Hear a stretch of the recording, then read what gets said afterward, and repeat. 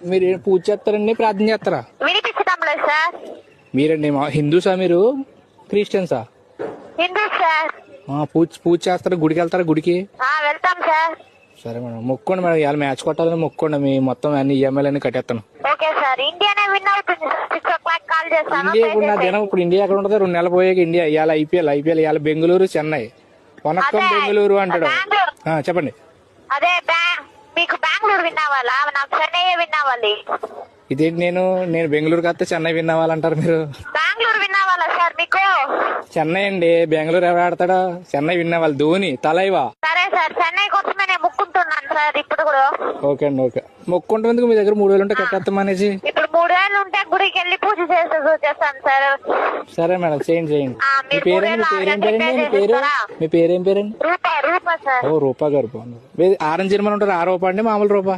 రూపా అంటారు. 6 రూపా కాదు కదా? రూపా కాదు సార్.